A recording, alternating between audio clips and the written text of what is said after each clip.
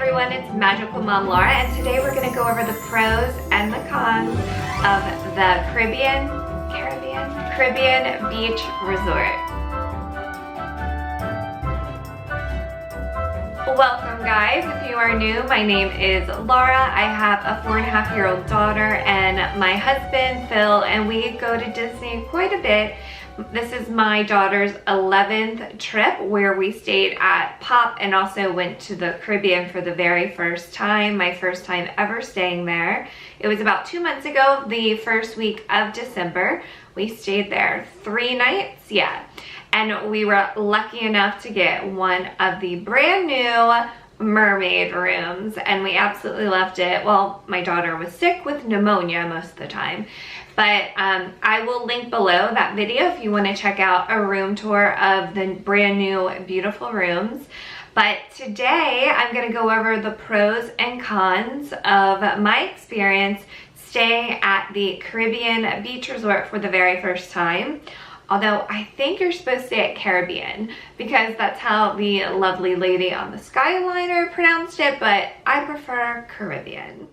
Disney's Caribbean Beach Resort is a sprawling resort, very colorful, very vibrant, beautiful, lush, tropical landscaping throughout. It has an island, it has the Skyliner, it has Joffrey's. It is themed to 5 different islands: Barbados, Jamaica, Martinique, Aruba, and Trinidad. And Trinidad was the furthest over by the Skyliner, and I'll get into that more. That's where we stayed. And it has a beautiful pool, 0 entry with slides. We weren't able to enjoy that. It is near the brand new Riviera Resort, which we were able to walk through for the first time.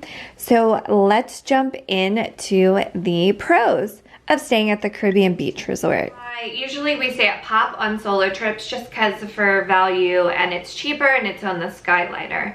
And we booked it last minute, so I couldn't get 7 days at one resort, so we decided to try this out. It's on the Skyliner, so that is the #1 biggest pro for me, especially if you have kids with a stroller, especially on a solo trip, and to have access to Epcot, Hollywood Studios, Riviera, also Joffrey's, which I love, is right there at the Skyliner hub. The other thing is that the Caribbean is actually on the Skyliner hub.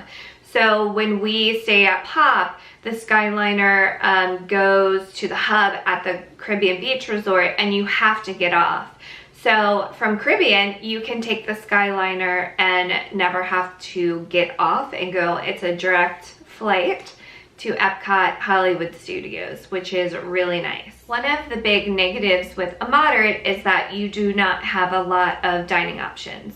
The Caribbean has one sit-down restaurant, but it was like prefixed, and I'm a vegetarian. They didn't have really good options for vegetarians, so we did not try that. But other than that, it is quick service. So to have the Riviera right next to the Caribbean, especially near the lobby at Old Port Royale, it's a quick walk, and there are so many dining options. We really wanted to go to the character meal on the top of Riviera, Topolino's. I've heard amazing things about it. I couldn't get, it was a last minute trip, I couldn't get an ADR for it, advanced dining. So I was able to get 2 last minute quick reservations. Because she was sick, I canceled them. She wasn't feeling up to it both times. Their little coffee bar is amazing. So having access to the Riviera from a moderate was really nice. And also the boardwalk, you can take the Skyliner over to the Epcot International Gateway entrance, and it's a 5-minute walk, 7-minute walk to beach, yacht, and also the boardwalk. Speaking of dining, I felt like they had very unique restaurants, very tropical. As a vegetarian, like I said, they had a really good, in the marketplace there in the lobby, a good salad. The pizza was okay. They had a really good vegetarian bowl that I got. I just took out the fake meat, not a fan of fake meat. Our rooms were over in the Trinidad section, and they had the Spyglass grill, and I had delicious black bean tacos. Very tropical, very unique. So you're gonna find a lot of Caribbean inspired food around the quick service options, as well as yummy drinks with a lot of rum and yummy things in them. One benefit to being such a sprawling resort is all of the relaxing places and how spread out it is. So it was pretty busy that week we were there, and we weren't around a lot of people while we were at the resort. So just a lot of beaches, a lot of hammocks to relax. They have this island, which is so lovely. It has a playground. We watched a movie under the stars, Santa Claus 2, I think. Then there's these little, like, I don't know, little secret little areas that you can find among the tropical landscaping, which you can just go and relax, and there's plenty of areas to do that, to sit and relax, and there was no one around. So a really relaxing resort. If that's sort of the kind of Disney trip that you want to do, or if you just want to take a day on a long Disney trip, that is one pro of this resort. Joffrey's. Not a fan of Starbucks. Big fan of Joffrey's iced latte. That is a big pro to me to have that Joffrey's right there. And my daughter loves the enormous donuts. Another pro, since it's such a big resort, the Bell Services has a golf cart to take you to your room, which was really nice. We actually only used it for our luggage, so when we got there on the split stay, I checked in my bag, and then Landon she was sick, she fell asleep in her stroller. So I was like, you know what, I will walk to the room and meet you there if you could bring our luggage to the room. So that was really nice, because that would have been a 15-minute walk with luggage, and her in the stroller would have been a lot.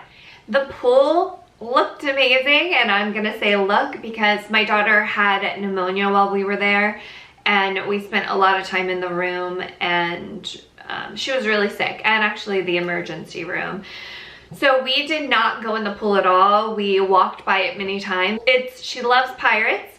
So it had an incredible pirate theme, zero entry pool, lots of water slides, a little splash area for the kids. It had a spa. So a really nice pool for a moderate resort. I really love all the pastels and the beautiful vibrant colors as you walk around. And that is especially true in the lobby area. And it's not a huge lobby, like the Coronado for a moderate's a pretty spectacular lobby. Side note, like the Riviera Resort, I was very disappointed in their lobby. It looked ridiculously small. But yeah, this lobby has high ceilings, not huge ceilings. It's a nice lobby, but I just love the colors in there and the music, and what Disney does so well, which is just the immersive theming, is really fantastic in that lobby. What's really cool is that there are these two pictures over the check-in desks, and they're kind of hard to figure out what they were. The first one I had to ask the guy, and then the second one I figured it out. But if you'll notice in the colors, he pointed out to me that it is the colors that they based the cast members' costumes. They base their costumes on the colors of these paintings.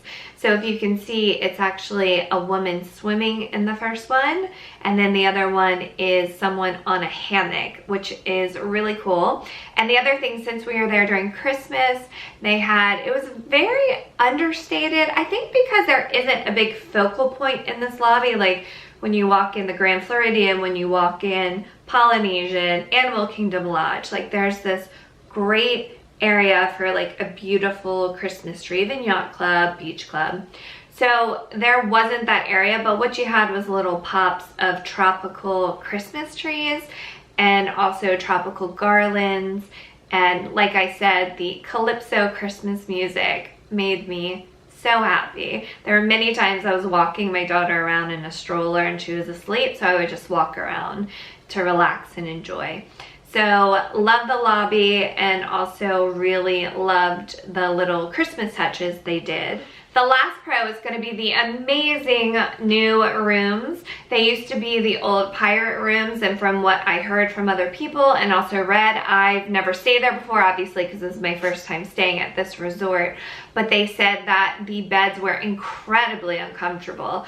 But I mean, the theming was pretty cool. They're like pirate ship beds.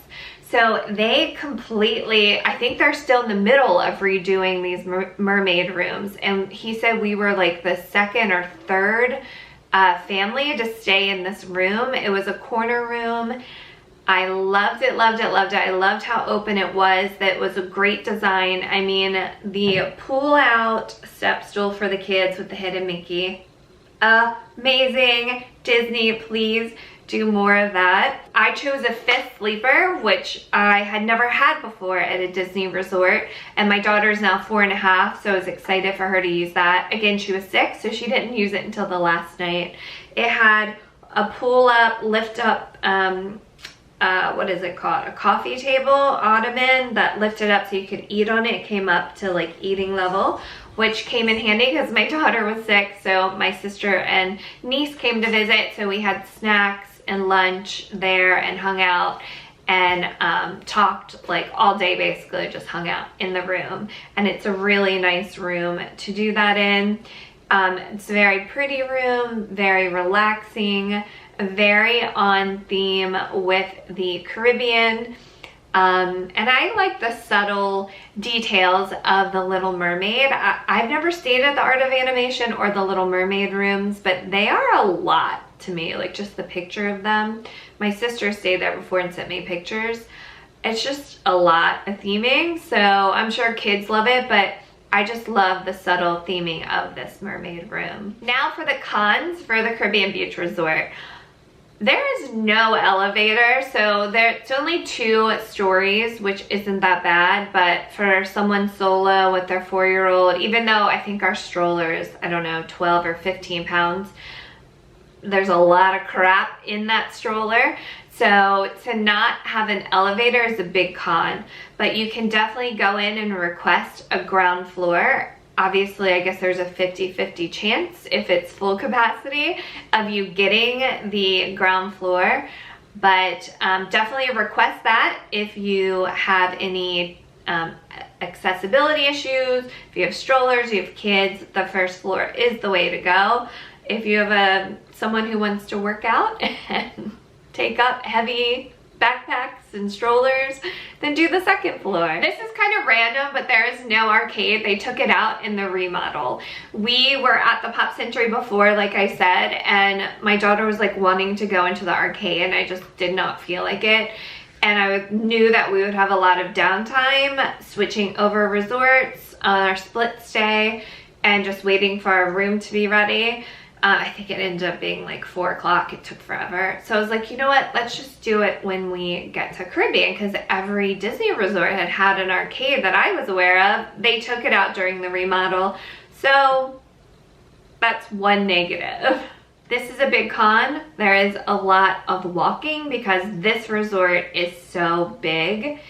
So if you, I mean, there were times we get home from the parks, come off the Skyliner, want to walk, which was probably a 10-12 minute walk to the lobby because she wanted like pizza or ice cream, and then walk another 12 to 15 minutes to, I mean, our new mermaid room was on the ends of the earth. It was the very last room in Trinidad. You could kind of see Pop Century a little bit. I think we're closer, probably not. We may have been closer to Pop Century than the lobby.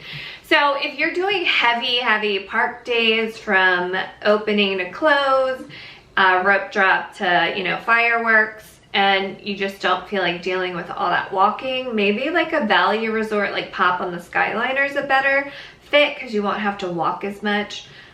Because to get to the lobby, to get to your room, like I said, it's a lot of walking. I think I timed it, it's in my vlog, I'll put it on the screen, but it was either 12 minutes or 15 minutes. The night we went to the hospital for safety, I asked them to drop us off at the lobby. They do have an internal bus system, and I used it once and it was pretty efficient and was there pretty quickly and nice. So that is one positive, but I just feel like at Disney, like, you deal with so many buses that I wouldn't want to do that if like you're not going to be in your room that much. The last con is not just for Caribbean, but it is every moderate resort at Disney, is that you have no outside private area. So it's basically just a walkway, where in the deluxe you have a patio or a balcony. So that is a big con for me, especially if you're going to be in your room a lot, or if you have kids and, you know, adults want to go outside for a little bit while the kids are asleep. Not having that outside private area in any of the moderate resorts is a pretty big con for me when you're traveling with kids. Those are my pros and cons for the Caribbean Beach Resort, our very first stay there. Let me know what you guys think. If you've stayed there before, if there's any pros or cons or anything you disagree with. I was thinking, like, would I stay here again? I definitely would stay here again. When I go with my husband, he can't get away from his work very often, so I've said this before, we will stay in deluxe resorts. But when this would really work for us is when on solo trips, of course. And when it would work on solo trips is like if my sister can come and visit us, so it's a nice bigger room if she comes like a night or two. The other thing is, like, you might look at the price difference and it might be not that much more, depending on, you know, the discounts Disney will have. If it's not that much more over like Pop with the Skyliner, then that is another time I would consider it as well. And thank you guys so much for watching. The next one's gonna be the Pop Century pros and cons, and you can also check out the whole playlist. I have Coronado, Animal Kingdom Lodge, and the Dolphin Resort. I will see you on the next one. Hope you guys are having a magical day.